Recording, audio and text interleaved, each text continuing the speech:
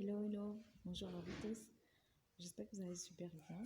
Moi, de mon côté, ça essaye d'aller bah, tout doucement.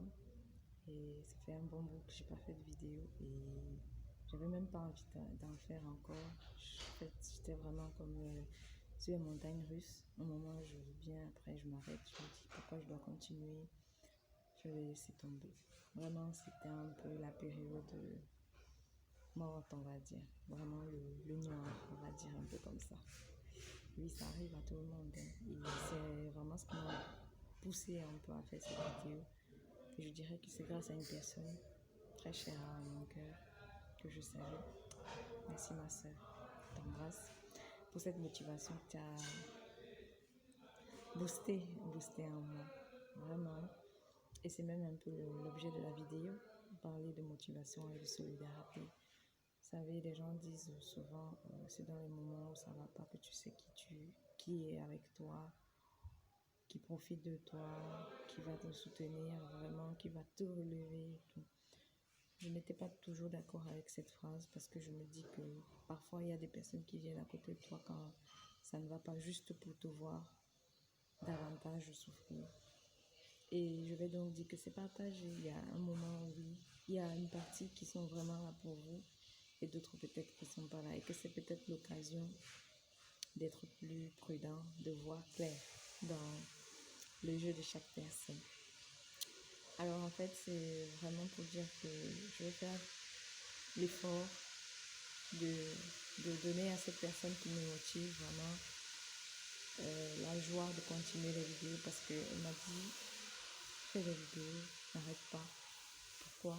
J'ai besoin d'entendre ce que tu as à partager. J'ai besoin d'écouter. Comme beaucoup d'entre vous en fait qui ont continué à m'envoyer parce que franchement, j'étais un peu parfois par les événements, les situations qui arrivent, démoralisées, on va dire. Alors, entre-temps, il s'est passé beaucoup de choses qui plus ou moins, pouvaient être positives et d'autres négatives dans ma vie personnelle ou tout autour de moi.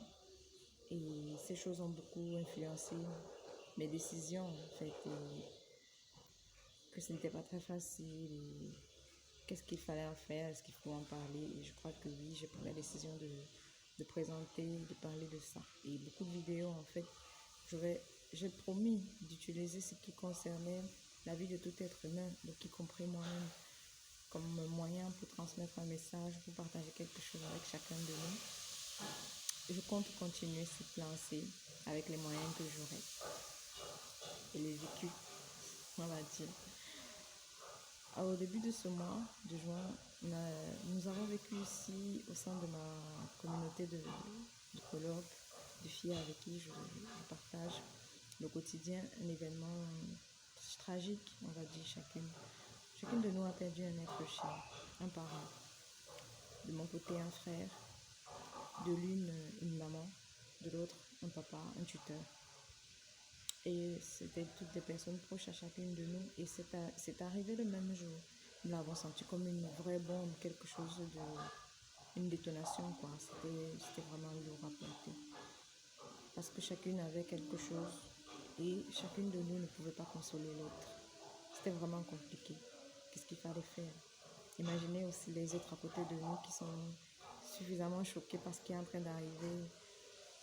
On a répandu quelque chose autour de nous que, bon, après, à un moment, on s'est rendu compte que, mon Dieu, qu'est-ce qui s'est passé? Mais le beau dans tout ce qui est arrivé, c'est la solidarité, le fait de se remettre en question, de se tenir la main, de s'encourager. Parce que l'une se sentait vraiment faible dans la journée et ne pouvait pas contenir ses larmes, l'autre était là. Donc on essayait de se soutenir. Et c'est quelque chose qui manque encore de nos jours. Et tout, peu à peu, reprend vie. Nous, on souhaite vraiment que ça reprenne vie dans tout l'ensemble de nos façons de penser déjà.